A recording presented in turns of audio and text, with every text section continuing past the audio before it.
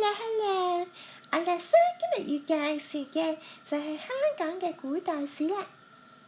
喺公元前221年，秦統一全國，定都咸陽。當時香港係百越人手中。到公元前214年，秦始皇派兵南征百越，香港正式被納入版圖啦。秦末趙佗喺兩廣一帶自立為帝，改國號南越，定都於番禺。南越版圖主要覆蓋今日嘅兩廣地區同埋越南北部一帶。自此，香港給南越統治咗93年，直到公元嘅111年，南越丞相呂嘉起兵反漢。當時漢武帝便派兵平定南越，自此香港再次納入版圖。自南越被平定之後，大量人民移居咗喺香港啊！喺香港亦都發現咗唔少漢代使用嘅五銖錢。與此同時，喺漢武帝征服咗香港之後，香港有好多鹽生產啊！因此，漢武帝喺廣東一帶設置咗鹽官。到咗東漢時期，興建咗李鄭屋古墓。喺1955年，被建築工人發現啊！李鄭屋古墓有5部分，有墓道、前室、左耳室、右耳室。前室係喺正中央，裡面有一啲磚，刻有大吉番禺、番禺大智力同埋薛師等。到咗三國時期，香港被吳國統治，由於北方戰亂動盪不安，南方相對較為穩定，所以吸引咗唔少中原人士南遷。東晉末年，河北人魯秦起兵反晉，失敗後率領餘下嘅2萬人去到廣州，稱作平南將軍。後來再次戰敗，投海自盡。到咗581年，隋朝建立，589年統一全國。雖然隋代個國長只有37年，但喺香港境內，南丫島、赤鱲角同埋東涌都發現咗隋代有鹿繫罐。到咗唐朝，海上嘅貿易起飛，唐朝會同埋日本、新羅同埋阿拉伯人進行交易，以廣州為入口，必須經過屯門，所以屯門已經成為名鎮啦。到咗5代十國嘅時期，唐朝節度使劉隱之子劉公於917年稱帝，經國號大越。後來改名南漢喎，香港係屬於南漢啊。南漢亦會喺屯門度駐軍，亦會招募人去大埔吐露港採珠，佢哋會潛入海底啊，成為中國採珠嘅基地之一。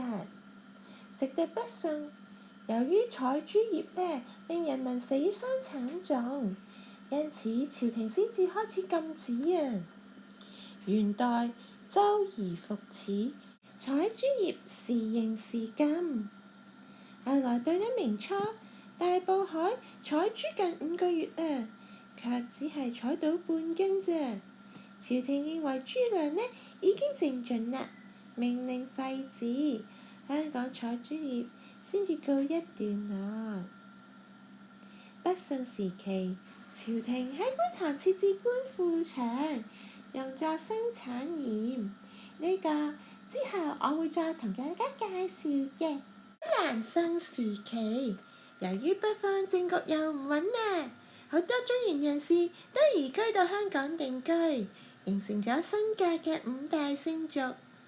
南宋末年，末帝趙醒為咗逃避元軍嘅追蹤，經過新界，村民為咗應酬佢，家家戶戶都準備咗啲嘢佳肴，於是乎只好揾一個大盤放晒啲餸落去。呢個就係盤菜嘅起源啦。到咗元代，香港仍然屬於東莞縣，有啲人討厭蒙古人嘅統治，紛紛嚟到香港定居。到咗明代鄭和下西洋，根據鄭和嘅航海圖，曾經出現過蒲台山啊。由此可見，鄭和下西洋嘅時候呢，應該係經過香港嘅。明朝後期，葡萄牙人想同明朝做生意，就去到廣州要求入城啦，但係俾明朝政府拒絕啊。於是乎，葡萄牙人以大澳為根據地，攻佔屯門，喺屯門建城堡。明朝派人反擊，大敗葡萄牙人，史稱屯門海戰。屯門海戰之後，葡萄牙人被趕出境。到咗清初，大破壞嚟臨啦，因為鄭成功將佔領台灣嘅荷蘭人趕走，以台灣為抗清嘅根據地。清廷為免沿海嘅居民協助佢，實行遷界海令，要求沿海嘅居民呢向內陸遷入50里啊。但係呢個根本就冇效嘅，反而令海盜有機可乘。最後有人上書復界，雖然上書成功，但導致香港嘅人口銳減，其後人口先至可以漸漸回升啊。到咗清中葉，英國希望同清朝做生意，但清朝對外貿易上呢就施加多多嘅限制喎。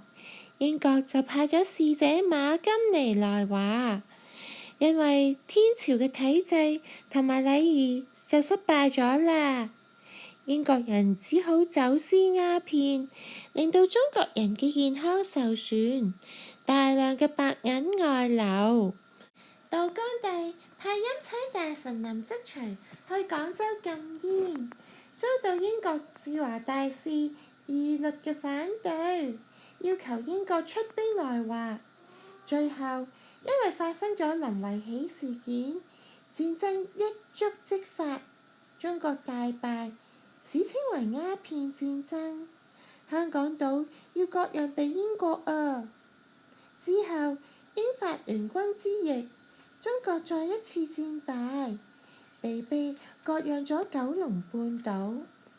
喺1898年，展確香港界址專條，列明新界要租借英國。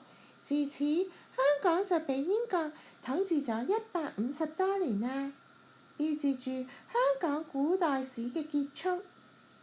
最後，阿叻生要提下大家，有一條 link 喺下面，記得按入去或者 scan 我個 QR code 做問卷啊！拜拜。